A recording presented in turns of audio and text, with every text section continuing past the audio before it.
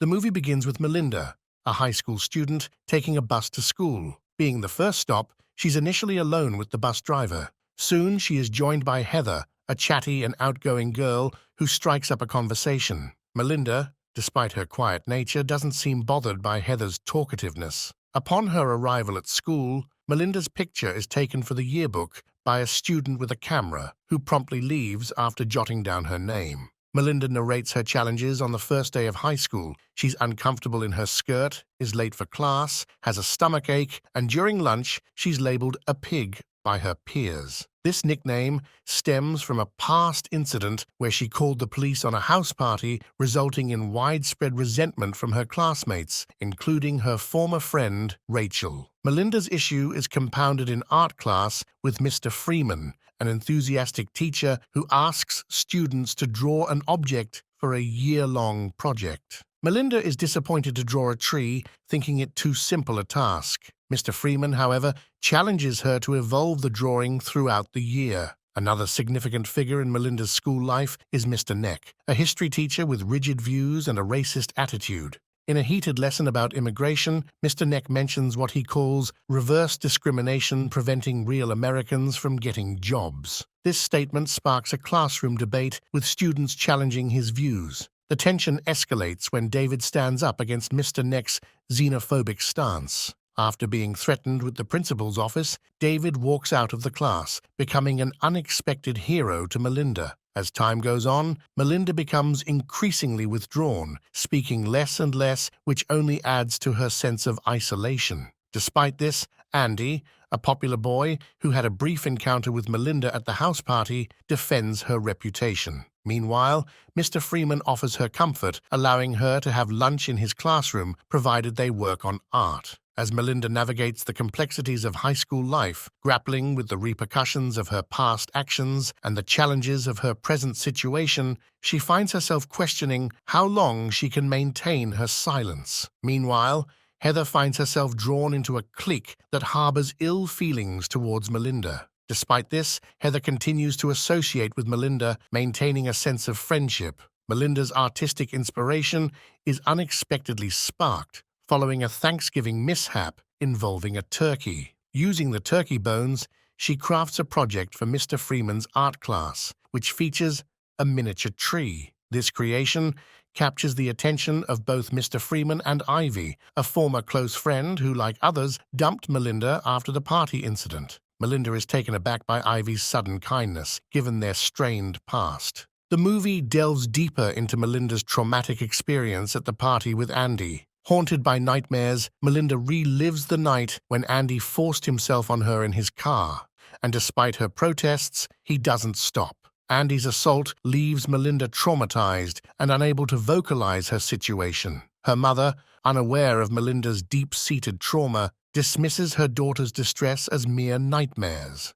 This lack of understanding and support further isolates Melinda. The incident with Andy is revealed to be the reason behind Melinda's call to the police, a fact unknown to others who mistakenly believe she was merely snitching on partygoers. Meanwhile, Mr. Freeman faces challenges with budget cuts to the art department and accusations of grade inflation. During an art class, Melinda injures her finger, leading Ivy, displaying uncharacteristic kindness, to take her to the clinic. Heather, on the other hand, distances herself from Melinda, citing her depressing mood as the reason. Heather's superficial attitude deeply hurts Melinda, as it's clear Heather is submitting to peer pressure. Amidst these losses, Melinda finds an unexpected ally in David, who becomes her lab partner. Their interaction grows when Melinda faints during a frog dissection, and David, having a doctor for a father, assists her. During Christmas, Melinda receives 2 thoughtful gifts from her parents, a white noise machine and a sketchbook. The sketchbook especially brings her joy, and for a moment, she considers thanking her parents. However,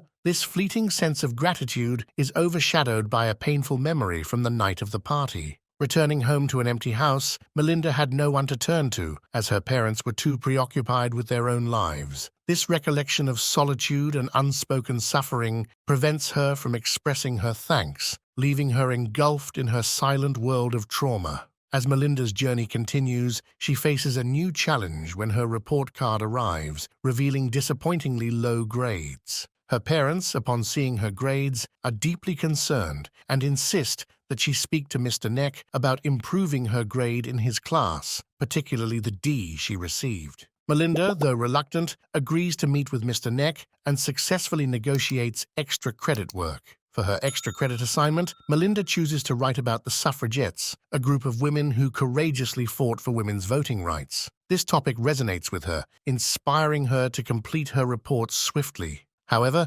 Mr. Neck demands that she read her paper aloud in class the following day, posing a significant challenge for Melinda, who is hesitant to speak in public and generally avoids speaking at all. She requests David to present the report on her behalf, but Mr. Neck rejects this arrangement and insists that Melinda must do it herself. Her continued silence leads to a meeting with the principal, where her parents are also present. Despite their collective efforts to encourage her to speak, Melinda remains resolute in her silence. In another distressing encounter, Melinda is approached by Andy, her assaulter, but their interaction is cut short when Rachel intervenes. The thought of Andy and Rachel together is disgusting for Melinda, and overwhelmed by her emotions and memories, she decides to skip class. She boards a bus and follows a nurse into a hospital, seeking comfort in speaking to a stranger about her trauma. Inside the hospital, Melinda sneaks into an empty room, wears a medical gown, and pretends to be a patient. Struggling to find peace at home, she attempts to rest in the hospital, reflecting on her experience and realizing she needs to confront and acknowledge what happened to her. This moment of realization leads her to leave the hospital. Soon after, Heather visits Melinda at her house. Heather confesses her regrets about being part of her clique, admitting they were using her. Now tasked with decorating the prom venue alone, Heather turns to Melinda for help. In a significant moment of personal growth, Melinda confronts Heather, expressing her frustration and refusal to assist her. This response marks a pivotal step for Melinda, who, influenced by David's example, is learning to assert herself and speak up against injustices and ill treatment. Melinda's mother witnesses her daughter's assertive conversation with Heather and can't hide her sense of pride. Melinda's newfound confidence also fuels her decision to reveal to Rachel the truth about what happened with Andy. After much contemplation, Melinda resolves that Rachel deserves to know the truth about the boy she's dating. Melinda approaches Rachel in the library and is greeted with unexpected warmth. Rachel even expresses that she's no longer mad at Melinda. However, when Melinda reveals that Andy sexually assaulted her, Rachel's initial concern quickly turns to skepticism. Unable to accept the harsh reality about her boyfriend, Rachel accuses Melinda of being jealous and trying to sabotage her relationship. Hurt and dismissed, Melinda watches Rachel storm off in anger. Despite Rachel's initial disbelief, the conversation with Melinda sets off doubts in her mind. Determined to get to the bottom of things, Rachel confronts Andy, mentioning Melinda's name. Andy's reaction, his visible discomfort and hasty departure, confirms Melinda's story, leading Rachel to believe her. In a classroom setting, Melinda takes an unprecedented step by voluntarily participating in a discussion. When her teacher asks about the importance of a revolutionary's understanding, Melinda confidently responds, emphasizing the need to know what one stands for. Her teacher, pleased with her insightful answer, is not the only one to notice this change. A distressed Rachel enters the classroom shortly after and offers Melinda a small, acknowledging smile. Later, as Andy tries to approach her, Rachel angrily rebuffs him. Melinda quickly leaves the scene as Andy turns around, avoiding any interaction. Back home, Melinda finds her father outside the house, looking thoughtful. Upon inquiry, he shares that he had a job interview. Melinda, showing genuine interest, eagerly asks about it and is delighted to hear it went well. She embraces her father in a rare display of affection, much to his surprise and happiness. Her father watches contentedly as Melinda tends to their garden, reflecting on her gradual emotional recovery. The following day, Melinda makes plans to have dinner with David and his friends, marking another positive step in her journey.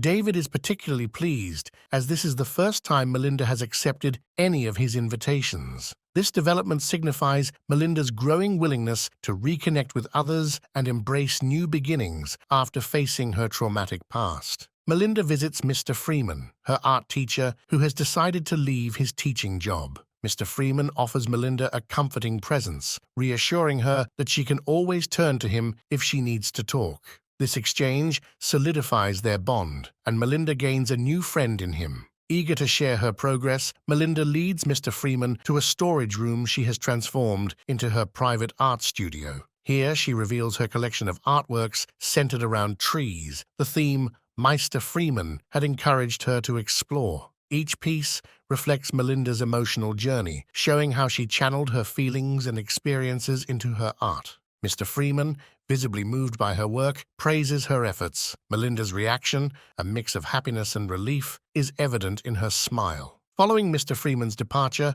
Melinda remains in her workshop, her sanctuary away from judgment and ridicule. However, this safe space is soon disrupted by Andy, who bursts into the room. He's agitated because the school has learned about his assault on Melinda, and he demands that she take back her story. When Andy becomes aggressive, Melinda, in self-defense, throws chemicals at him, temporarily blinding him. The commotion attracts the attention of the girls' field hockey team. They find Melinda, shaken but ready to protect herself, and Andy in distress. One of the team members instructs Melinda to leave the room. As she exits, the team member confronts Andy, condemning his actions and indicating that everyone is aware of what he did. Unable to respond, Andy is left panicked and cornered. Melinda's mother arrives to take her home, ensuring that Melinda receives medical attention for her injuries. The drive home is filled with a heavy silence. Pulling over, her mother shares that her father cancelled his flight, which surprises Melinda. She reassures her mother that she's fine, but her mother, showing concern, tells Melinda it's okay if she's not ready to talk about her trauma. In an unexpected moment, Melinda breaks her long-held silence. She opens up to her mother, recounting the traumatic events of that fateful night a year ago. The movie concludes with this powerful scene of Melinda finding her voice, beginning the process of healing and moving forward from the trauma that had silenced her for so long. And with that, the movie ends. We hope you enjoyed our video. Watch the next recaps on the screen, and don't forget to subscribe for more amazing recaps. See you in the next one.